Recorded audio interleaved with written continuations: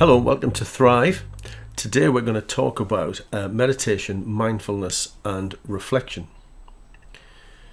I think meditation and mindfulness are really important because what they do is help you control your emotional reaction to situations.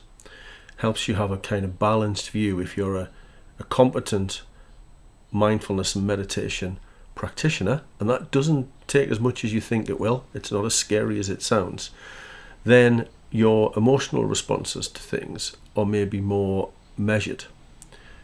So we're going to talk about those things, and we're going to talk about reflection, because for me, leading a productive, healthy, well life starts with being internally ordered, and also being ordered in everything that's around you. So for me, it starts with internal order, then order within your sphere of responsibility. Your sphere of responsibility being all the things that you are responsible for. And if you can keep yourself in that little bubble that's yours to be in, you keep yourself safe from the chaos that's outside. The chaos sometimes creeps in, and we can talk about in other places about how you deal with that. But we'll start with thinking about meditation and mindfulness and creating order from inside. We live in a world, don't we really, where we're often told not to just sit there but get up and do something. To be active all the time. To be out there getting at life.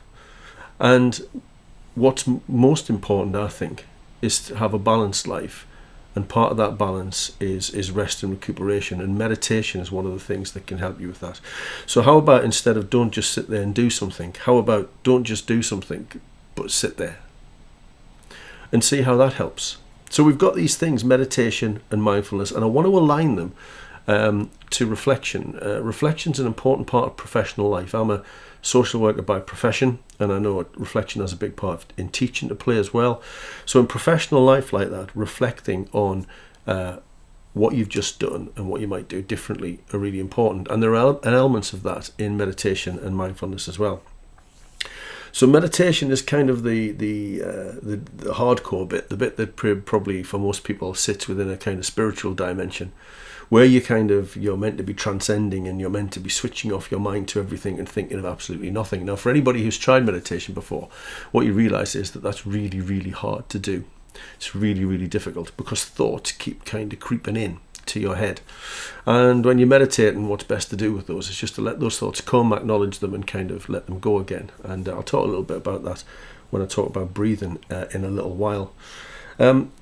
Mindfulness kind of is a different sort of thing to that. Mindfulness for me, and there are many interpretations of these things, mindfulness for me is about being able to be in the moment, doing the thing that you are doing, completely at the expense of everything else that's going on around you. So you are completely focused on the one thing that's in front of you to do right at this point of time. And what we know is if you can do that, you can be really productive. It gets you into a state of what's called in psychological terms flow. Gets you into a state of flow where you are completely absorbed in the task that you are currently working on. And in between those two things, something that I've been pondering lately is this idea of meditation on something. So while meditation in a sense is about kind of switching everything off and not thinking of anything, what it's also about, I think, is actually taking a knotty issue that you're worrying about at the moment that's troubling you, and sitting quietly and thinking about that issue, that problem, mulling it over in your head, meditating on that particular problem. And really that's kind of like reflection. So there's a kind of continuum there from meditation and mindfulness, with reflection kind of sitting somewhere in between the two things. We all have different emotional styles. This idea comes from Daniel Goleman in his 1996 book, Emotional Intelligence, Why It Matters More Than IQ. And I think that's really true, especially in customer, person-facing professions like social work, like teaching, like medicine. Emotional intelligence really matters. And Goleman suggests that there are three styles of emotional intelligence, if you like, engulfed This is one where we're swamped and we're helpless. Mood takes charge. We become lost in feelings. We have no perspective. We have no control over our emotional life. Or we're accepting. We're clear about our feelings. We're accepting of moods, but we don't try and change them. We have little motivation to change our reaction to mood, and we're susceptible to bad moods. Accepting them, but not trying to change them. Do either of those two feel they describe you, maybe? Are you engulfed? Do your emotions kind of take over? Or do you just accept them and just think, well, that's the way it is, I can't do anything about it? Well, we can do things about it, because what we know through meditation and mindfulness is that it actually changes the structure of our brains. It changes how the chemical reactions that go on in our body during that fight or flight response when we're anxious and stressed. It changes the way that works, the way that functions, so that we can mitigate against the physical manifestation of the stress. Part of this is about being self-aware, aware of your mood, having a sophisticated response to it. I really love that term that Daniel Goleman uses. Have a sophisticated response to your moods, your emotions. We're clear about the emotions that underpin our lives if we're self-aware. We're sure about our boundaries. We don't get obsessed over low mood. In fact, we don't get obsessed over any mood. And we're mindful in how we approach things. He talks about 5 emotionally intelligent domains. Knowing your emotions, recognizing feelings as they happen, monitoring them, becoming pilots of our lives, better pilots of our lives. And again, that's another phrase he uses that I really like. He talks about managing our emotions, handling our feelings, building up self-awareness. Poor skills in this area create distress, he said. Motivating yourself is part of your emotional intelligence. Mastering your emotions in the service of a goal helps with things like paying attention, self-motivation, mastery, creativity, and emotional control. Helps stifle impulsiveness, get into flow, perform effectively, and be highly productive. I'm going to tell you about some research in a moment that bears that out in terms of the impact of mindfulness and meditation on practice. He also says that emotional intelligence is rooted in recognizing emotions in others, and surely for us, people who as professionals work with other people, surely most of what we do, a lot of what we do, is about figuring out the emotional content of somebody's life to help and try and support them with that. But equally, knowing yourself and being able to handle the emotional content of your life is important. Recognizing emotions in others develops empathy, helps you to be attuned to subtle social signals, and makes you better at caring. Handling relationships is really important, and emotional intelligence helps foster that. Emotional intelligence, Goleman says, is not a destination or a static quality. It's an ongoing process, as is meditation and mindfulness, as is reflection. We have to make those a part of our ongoing professional lives, I believe. So in terms of reflection, I just want to draw your attention to this model. Sharon Edwards in 2017 described this. And there are some bits there that you will recognize quite easily. You'll recognize reflecting in action. You'll recognize that. We know about that. We know that when we're in the moment with people, we reflect on what's happening and we change our approaches. So more that moment by moment decision making, that builds resilience. Edward says, by testing out coping strategies, reviewing them while we're in action.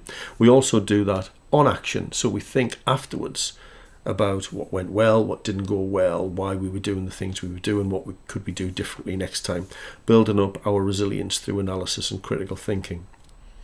We also then move on, don't we, and we reflect beyond action, which is about thinking what would we do differently next time, and that builds resilience by providing solutions for future practice.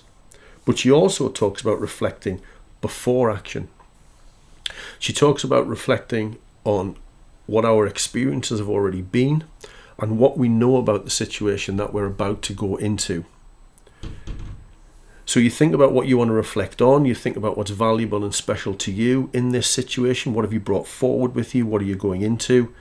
You consider those previous experiences, and you can then enter the work environment having considered what you already know about the potential in a situation and what you know concretely about the situation you're moving into. And this builds resilience because you're identifying potential solutions before you even hit problems in the situation that you're moving into. And really, for me, reflecting before action is simply planning. It's simply having a good hard look at what it is that's coming up next and thinking about what you already know. It relates to flow as well. Mastery is part of flow. You will be in flow if you feel master of a set of circumstances, master of the thing that you are doing. So that's part of flow as well. So by reflecting before action, we can pinpoint potential problems and think about potential solutions. Obviously, when you're then doing the piece of practice or the teaching session or whatever it is, you then need to reflect in action and modify that as you go, because it might not be a best fit. But at least you will have built up some resilience to some situations that might occur. So let's actually talk about meditation and mindfulness. Meditation, is really easy and really, really difficult, both at the same time. It's really easy because when you describe it, it sounds really, really straightforward. But when you try and do it, it can be difficult. And it's that bit about being able to switch off your brain. It's that bit about being able to switch off to the world around you. And, there are lots of guided meditations online that can help you with this. And what I'm going to do is on the Self-Care Shorts website, www.selfcareshorts.com, I'll find some links and put some links up to some good resources online. But one of the easiest and best things that I do, and I do it a lot, I do it when I'm feeling a bit anxious about something. I do it before I start to deliver lectures. I do it before I'm going into a difficult situation, and that's what they call 3x3 breathing, and it's dead simple. You breathe in for 3, you hold it for 3, and then you breathe out for 3, and you repeat that. And I find if I repeat that maybe even just 3 or 4 times, I find it makes a huge difference, because what it does is it kind of calms you down internally, reduces your heart rate a little, and makes you feel back in control. Remember, right at the start we talked about internal control. That's where your resilience, that's where your well-being, that's where your ability to get on with the task is going to be driven from, that internal space. So you just breathe in for 3, hold it for 3, and breathe out for 3. So we'll try that now. So it's dead easy. Let's do it. Breathe in for 3, and then hold it, and then breathe out for 3.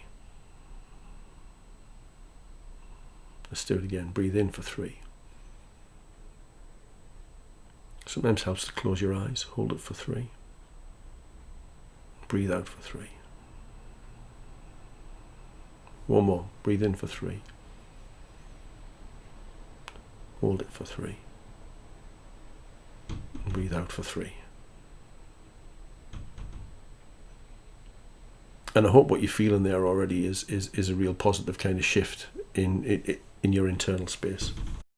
So I said before, mindfulness and meditation actually changes the structures in your brain. In fact, to such an extent that the NHS provides meditation sessions for people who are experiencing mild and moderate depression, because it's been proven to be as effective as medication. So meditation is as effective as medication in mild and moderate depression. So that really shows you kind of how powerful it is. The antidepressant medication kind of changes the chemical structure of your brain. So that's what mindfulness is doing. That's what meditation's doing. There is loads of research that tells us lots of things about what meditation and mindfulness do. Meditators have more grey matter, which is the stuff in our brains responsible for information processing. They have more grey matter in their auditory and sensory cortexes. Now, obviously, your auditory and sensory cortexes are to do with how you see and hear and how you perceive those kind of things. So the more grey matter you have in those areas, hopefully the more responsive you will be and the more aware of your environment. Meditators also have more grey matter in their frontal cortex. That's the bit responsible for work and memory and decision making. So if you've got more grey matter in those areas, then you are going to be able to remember things better, and you are going to be more critical, more with your critical thinking. You're going to be better with that kind of thing. Lots of research has also shown that meditation and being mindful balances emotions, attunes us to others, as we already said, makes you more flexible, expands your insight. The list goes on, leads you to non-reactivity, leads you to being non-judgmental, greater work engagement, increased job satisfaction, greater working memory, greater focus and attention, and reduced work-related stress and burnout. Well researched. It leads to the perception of alternative perspectives, which is surely empathy. Meditation and mindfulness helps you be able to see the other person's perspective. So it helps you do that, and it also, to bring us kind of back, I guess, brings us back to that idea that your response will be less from an extreme emotional base. There's this little Zen proverb that I'll leave you with, which I feel is really interesting. You should sit in meditation for 20 minutes a day, unless you're too busy. Then you should sit for 1 hour.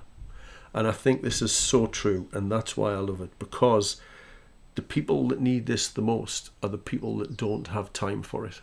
If you've got an absolutely hectic and busy life, if you are stressed to the hilt because of family commitments, work commitments, commitments with your friends, other sorts of issues going on in life, you probably think you don't have time to do any meditation. And what I would say is that if you're one of those people, it's more crucial that you find time to do this than it probably is for other people who have very relaxed, straightforward lives. The thing is, it doesn't really need that hour. It needs you to do little and often. And the research bears this out. The research bears out that it's not people who've sat in meditation for an hour every day for months and months and months that benefit from this. There is an immediate benefit, an immediate short-term benefit, but absolutely the people who do this more get the most benefit.